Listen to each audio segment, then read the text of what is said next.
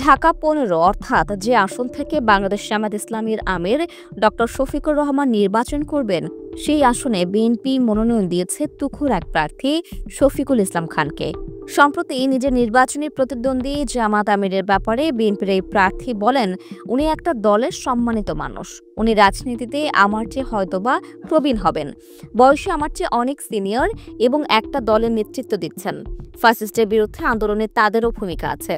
আমি যে দলটি করি সেই দলের একজন কর্মী হিসেবে আমি অবশ্যই তাকে সম্মান জানিয়ে কথা বলবো।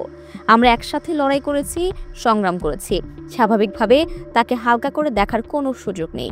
তবে শফিকুল ইসলাম খান জানান, নির্বাচনে জিততে তিনি তার পক্ষ থেকে সর্বোচ্চ চেষ্টা করে যাচ্ছেন, কারণ ভোট দিবে জনগণ।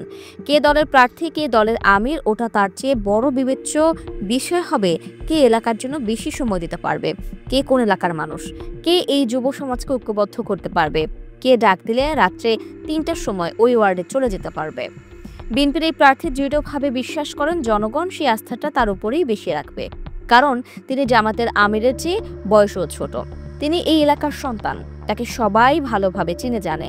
তিনি বিপদে সবার পাশে থাকার চেষ্টা করেছেন। অন্যদিকে জামাতের আমির ২০১৮ সালেও এই আসনে নির্বাচন করছেন ধানের শীষের প্রতীক নিয়ে। তখন যুবদল ঢাকা মহানগর উত্তরের সাধারণ সম্পাদক হিসেবে শফিকুল ইসলাম খান জামাতের আমিরকে নির্বাচনে সাহায্য করেছিলেন। অথচ তখন জামাতের কর্মীদের খুব একটা দেখা যায়নি বলে জানান এই বিএনপি প্রার্থী। সেই নির্বাচনের অভিজ্ঞতা এবার কাজে লাগাতে চান শফিকুল ইসলাম খান।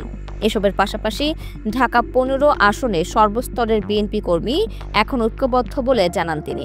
তারা সবাই আসন্ন নির্বাচনে বিএনপি প্রার্থী শফিকুল ইসলামের পক্ষেই কাজ করবে, যার ফলে এই আসনে কঠিন চ্যালেঞ্জের মুখে পড়ে গিয়েছেন জামাতের আমির ডক্টর শফিকুর রহমান।